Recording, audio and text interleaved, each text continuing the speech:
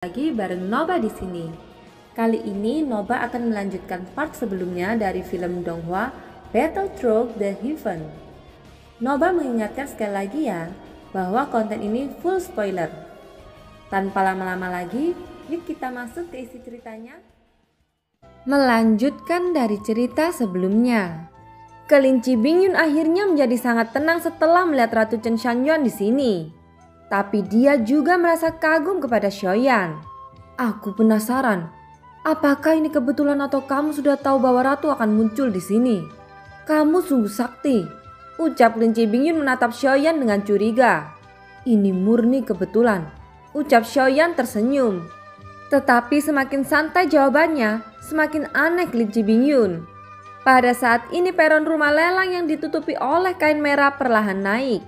Jari-jari ramping sang ratu yang sehalus batu giok itu mendarat dengan ringan pada kain merah. Namun dia tidak segera mengangkatnya, tetapi terus berbicara untuk membangkitkan selera semua orang. Baiklah, sudah waktunya untuk memperkenalkan kepada semua orang.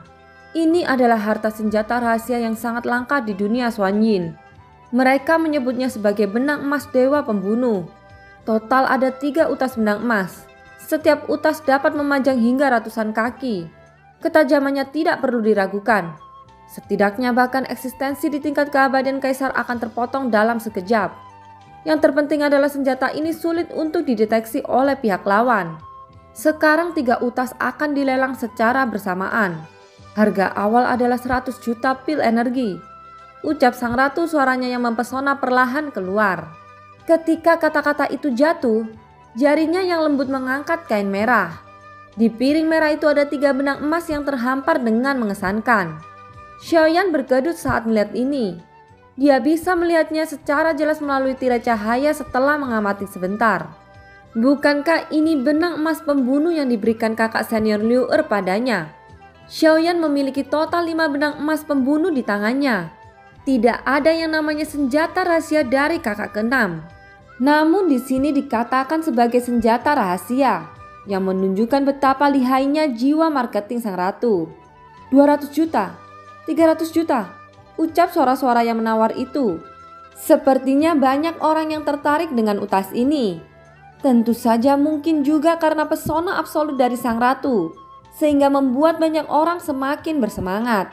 Hanya dalam waktu singkat, harga benang emas pembunuh meroket menjadi 1 miliar. Harga ini bisa dikatakan sangat mahal. Mungkin Liu Er tidak menyangka bahwa benang emas pembunuh memiliki harga yang sangat tinggi setelah mengubah namanya di dunia Xuanyin.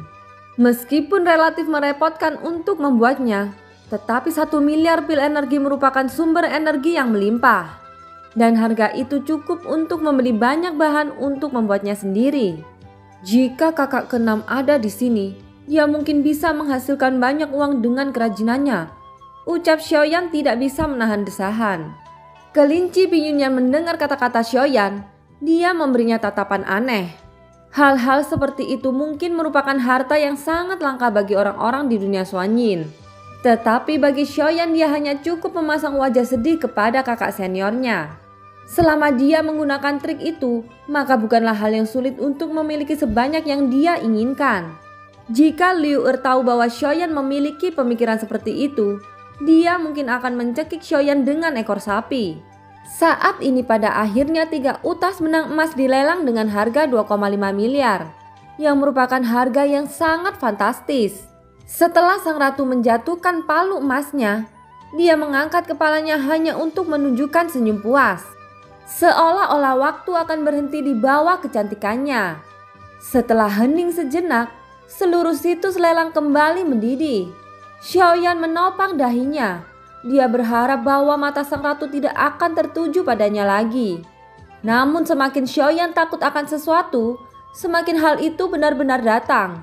Mata sang ratu tertuju pada ruang kristal di mana Xiaoyan berada. Jika ini terus berlanjut, dia mungkin akan ditenggelamkan oleh puluhan ribu air liur dari orang-orang ini. Dikatakan bahwa kecantikan sangat menyusahkan. Kini aku percaya bahwa hal itu dapat dibenarkan. Ucap Xiaoyan hanya bisa tersenyum kecut. Sang ratu menatap Xiaoyan yang malu dan senyumnya menjadi lebih cerah. Kelinci kecil, pernahkah sang ratu melakukan ini sebelumnya? Apakah perlu dia menjadi pembawa acara lelang semacam ini? Tanya Xiaoyan kepada kelinci Bingyun. Kelinci Bingyun mengangguk. Ratu selalu peduli untuk orang-orang di sekitarnya, bahkan jika sekalipun hal kecil. Apa yang dia lakukan bukan untuk dirinya sendiri, tetapi untuk menghidupi klan. Ratu adalah seorang bangsawan yang tahu segalanya tentang arti kehidupan. Ini juga salah satu alasan mengapa sang ratu diakui oleh semua orang di seluruh dunia Xuanyin. Ucap kelinci Bingyun mengangkat kepalanya dan berkata dengan bangga. Pertanyaannya adalah tentang sang ratu. Mengapa kamu begitu bangga? Ucap Xiaoyan. Tidak bisakah aku bangga pada guruku sendiri? Ucap kelinci Bingyun mendengus dengan arogan. Pada saat ini banyak mata tertuju pada Xiaoyan.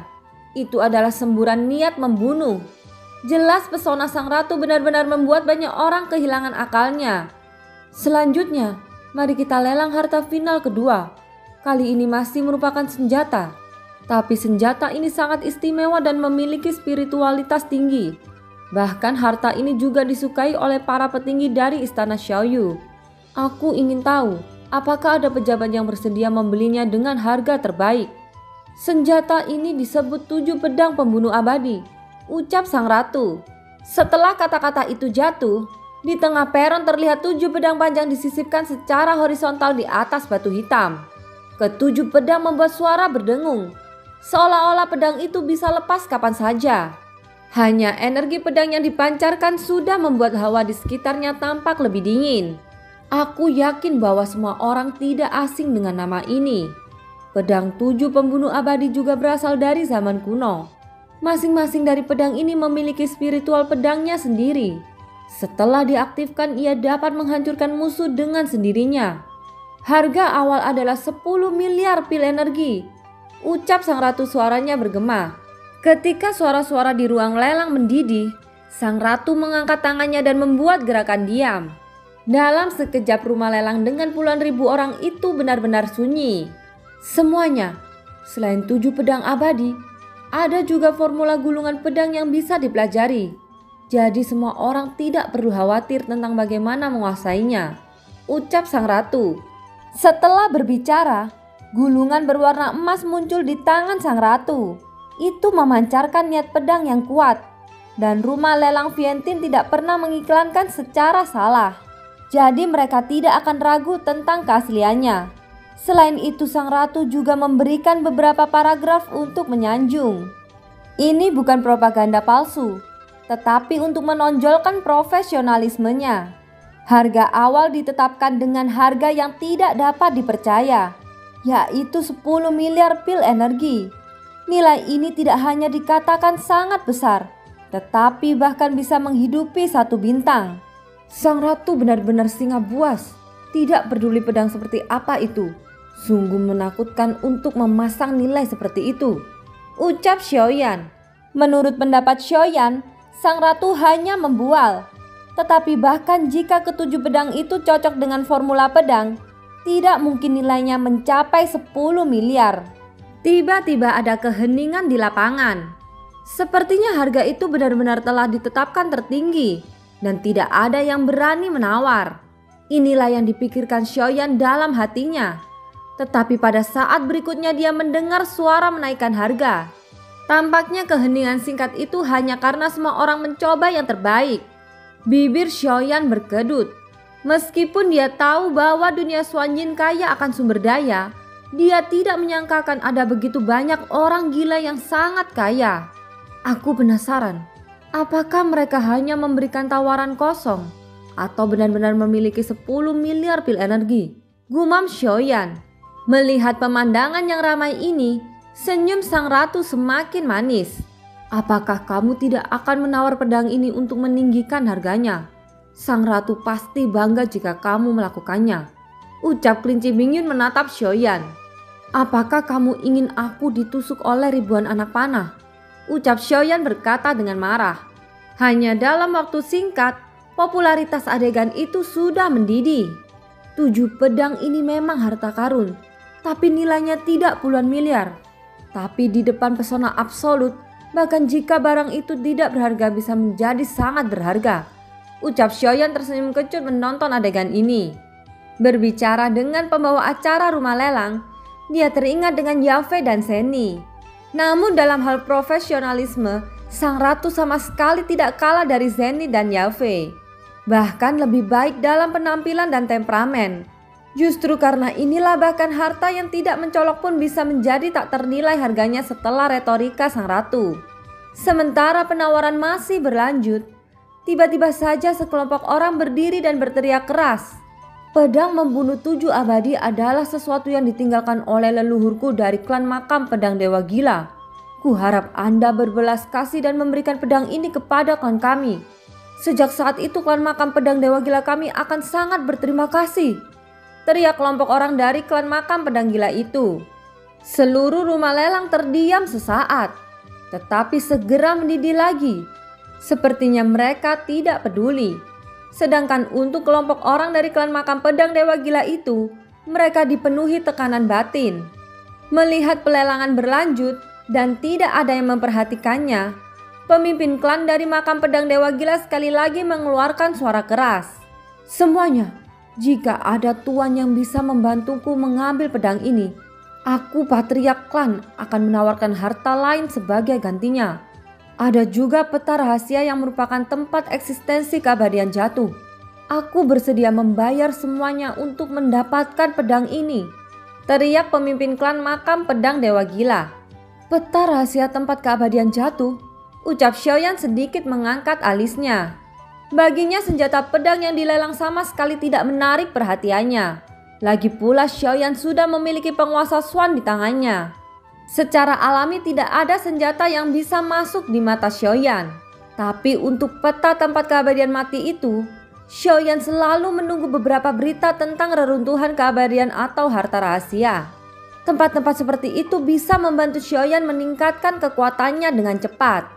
Dan sekarang dia memilih petunjuk dari kelompok orang itu.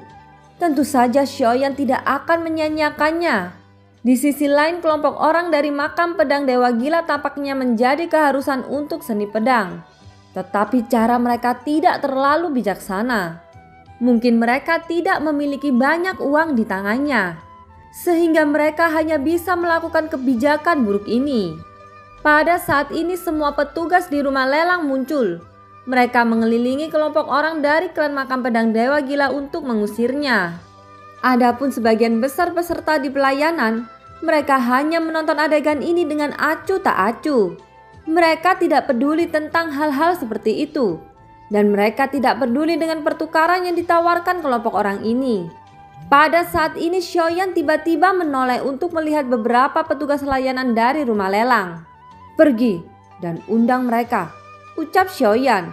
Tuanku, aku benar-benar minta maaf. Mereka mengganggu ketertiban dan tidak diizinkan memasuki rumah lelang, ucap pelayan itu. Karena ini masalahnya, mari kita ambil pedang ini. Jika apa yang mereka tukarkan tidak sebanding dengan harganya, tidak masalah bagiku untuk menggunakan pedang ini sendiri, gumam Xiaoyan. Jelas Xiaoyan tidak ingin melepaskan peta rahasia itu. Saat ini harga jual pedang 7 pembunuh abadi telah mencapai harga tinggi, yaitu senilai 13,5 miliar pil energi. Dan masih ada penawar satu demi satu. 13, miliar terlalu banyak. Aku akan membelinya 5 miliar, ucap Xiaoyan dengan keras. Semua orang di ruang VIP adalah orang yang kaya. Jadi orang lain akan memberikan rasa hormat tertentu. Tapi ini adalah pertama kalinya ada tawaran terbalik. Segera seluruh aula lelang menjadi gempar. Semua tatapan terkejut tertuju kepada Xiaoyan. Sungguh lelucon. Jika kau tidak punya uang, maka lebih baik diam. Jangan mempermalukan dirimu sendiri, ucap sebuah suara marah oleh penawaran gila Xiaoyan. Tampaknya 5 miliar terlalu banyak. Bagaimana dengan 2 miliar? Ucap Xiaoyan bukan hanya diam, sebaliknya menurunkan harganya lagi. Begitu kata-kata itu jatuh, sontak semua petugas yang berniat mengusir klan makam pedang dewa gila langsung berbondong-bondong ke tempat Xiaoyan. Mereka bergegas masuk dari luar ruangan VIP kemudian mengepung Xiaoyan. Aku harap kamu mengikuti aturan rumah lelang. Kalau tidak kami akan memintamu untuk pergi dari sini sesuai dengan aturan, ucap petugas itu. Wajah Xiaoyan tidak panik. Itu karena saat berikutnya suara lembut sang ratu terdengar. "Kesepakatan," ucap sang ratu. "Apa?" ucap suara-suara terkejut itu terlontar keluar di mulut semua orang dari seluruh rumah lelang. Termasuk para penjaga rumah lelang yang mengepung Xiaoyan membuka mulutnya lebar-lebar. Mereka semua tertegun dan melihat ke tengah rumah lelang. Jarang sekali ada tawaran terbalik seperti ini. Tetapi hal yang paling luar biasa adalah sang ratu menyetujuinya. Kegemparan yang belum pernah terjadi sebelumnya segera meletus. Sang ratu menatap Xiaoyan dan sedikit tersenyum. Setelah itu dia membuat gerakan diam kepada semua orang. "Shh," ucap sang ratu sambil menutup mulutnya dengan satu jari. Dan seluruh situs lelang terdiam lagi. "Selanjutnya kami akan melelang harta final ketiga yang merupakan penutup dari pelelangan ini," ucap sang ratu. Setelah kata-katanya jatuh, sosok ratu perlahan melayang ke udara dan seluruh rumah lelang mulai berputar. Di tengah rumah lelang, sebuah benda besar terus naik, diikuti oleh suara geraman rendah. Semua orang yang baru saja terkejut menjadi semakin terkejut. Bahkan mereka lupa tentang pedang pembunuh 7 dewa yang dibeli Xiaoyan seharga 2 miliar. Ini karena benda di depannya terlalu mengejutkan. "Ini adalah," ucap terkejut Xiaoyan. Auranya yang kuat meletus dan dia langsung mengguncang penjaga yang mengelilinginya. Di tengah rumah lelang saat ini, apa yang muncul di depan semua orang bukanlah harta biasa, tetapi seekor harimau dengan 2 sayap. Tentu saja jika itu adalah binatang buas biasa, tidak mungkin menggemparkan semua orang. Apa yang mengejutkan semua orang termasuk Xiaoyan adalah setengah dari tubuh monster harimau bersayap 2 ini terbuat dari logam, termasuk kepala harimau yang memancarkan cahaya merah tua. Anda semua mungkin belum pernah melihat binatang ini sebelumnya. Binatang ini disebut harimau ekstrim dewa palsu dan itu berasal dari dunia Taisu. Binatang ini selain bisa dijadikan tunggangan, juga dapat digunakan sebagai pendukung pertempuran. Seseorang hanya perlu memberikan jejak darahnya dan binatang ini tidak akan pernah memberontak kepada tuannya, ucap sang ratu. Dunia Taisu, pupil mata semua orang menyusut tanpa sadar. Mata Xiaoyan terfokus pada logam dari tubuh harimau ekstrim dewa palsu. Hal yang paling luar biasa adalah bahwa itu bukan benda mati, tetapi masih menyimpan nafas kehidupan. Tidak dapat dipercaya bahwa dunia Taisu dapat mengubah tubuh menjadi logam. Memang jauh di depan Sensi dalam hal teknologi Minghe kuno, ucap Xiaoyan menyipitkan matanya. Jika dunia Taisu bisa menggunakannya pada binatang buas, itu artinya mereka juga pasti bisa mengubah tubuh manusia. Dengan cara ini tubuh fisik dapat memiliki kemampuan pertahanan dan serangan yang sangat kuat. Sekarang setiap kali Xiaoyan mendapat berita baru tentang Taisu, hal itu selalu mengejutkan Xiaoyan. Sementara itu Xin berganti di kehampaan dunia Xuanyin. Pada saat ini 2 sosok dari dunia Taisu melesat dengan kecepatan yang sangat mencengangkan. Setelah beberapa saat kedua sosok itu berada di suatu tempat kehampaan, di mana lokasi Xiaoyan berada sebelumnya. Mata dingin dengan niat membunuh itu menyapu sekelilingnya. 893. Apakah kamu yakin telah menerima gelombang dewa palsu dari 1087? Ucap salah satu di antara keduanya. Keduanya mengenakan armor besi yang tampak serupa. Dan armor besi ini mirip dengan armor besi dewa palsu pada avatar Taisu yang diambil Xiaoyan. 927. Apakah kamu meragukanku? Ucap sosok yang disebut 893 itu. Mereka sepertinya tidak memiliki nama. Dan nama yang mereka panggil satu sama lain diganti dengan angka. Aku tidak meragukanmu, tapi aku tidak merasakan fluktuasi dewa palsu ketika aku datang ke sini, ucap sosok bernama 927 itu. Aku tidak tahu metode apa yang digunakan orang ini untuk menyembunyikan armor besi dewa palsu, ucap sosok yang bernama 893 memancarkan aura pembunuh yang kuat. Ada 4 dunia di sekitar. Dan tidak ada fluktuasi dewa palsu 1087 di 2 dunia ini. Tetapi aku merasakan fluktuasi dewa palsu pada 1 dunia bagian barat. Ucap 893 cahaya merah menyapu kekosongan di arah barat. Binatang dewa palsu? Bagaimana bisa ada binatang dewa palsu di sini? Ucap 927 menunjukkan mata bingung. Mungkin hanya setelah dewa palsu itu mati, dia dikendalikan oleh orang-orang dari alam Xuanyin. Dari perspektif fluktuasi yang kurasakan, level bintang dewa asli itu tidak tinggi dan tidak ada artinya menyelamatkannya. Ucap 893. Jika eksistensi dari dunia Xuanyin bahkan tidak bisa menyembunyikan fluktuasi dari seekor binatang dewa palsu, lalu apakah mungkin ada seseorang yang mampu menyembunyikan aura dewa palsu 1087? Kecuali jika kamu merasakan fluktuasi yang salah. Ucap 927. Tapi begitu kata-kata itu jatuh, tiba-tiba saja sosok 893 berbalik, menjulurkan telapak tangannya dan memukul langsung di dada 927. Setelah suara teredam, sosok 927 langsung terhempas olehnya. Setelah menstabilkan sosoknya, dia maju sedikit menangkupkan tangannya tanpa berbicara lagi. "Kamu berani menanyaiku?" Ucap 893 berkata dengan dingin. "Tidak berani," ucap 927 menunduk. Sepertinya identitas mereka diurutkan berdasarkan angka. Semakin rendah angkanya, semakin tinggi identitas mereka. Aku tidak mungkin salah. Tampaknya orang yang mengambil 1087 juga sangat misterius. Selain memiliki pemahaman yang baik tentang dunia Taisu, juga memiliki beberapa metode untuk menyembunyikan aura dewa palsu. Ucap 893 setelah berpikir sejenak. "Dengan cara ini kita tidak akan dapat menemukannya lagi," ucap 927. "Selama dia masih di dunia Xuanyin, kita pasti akan menemukannya cepat atau lambat. Jangan khawatir, karena kita tidak dapat menemukannya sekarang. Ayo kita pergi dan lihat siapa yang berani mengendalikan binatang dewa dari dunia Taisuku." Ucap 893. 927 tidak banyak bicara dan sepenuhnya mematuhi instruksi 893. Segera keduanya pergi menuju kehampaan barat dengan kecepatan yang sangat cepat. Dan arah yang mereka tuju bukanlah tempat lain, melainkan bintang Wanxiang tempat Xiaoyan berada. Dan film pun berakhir. Terima kasih ya yang sudah nonton Nobas sampai akhir. Sampai jumpa.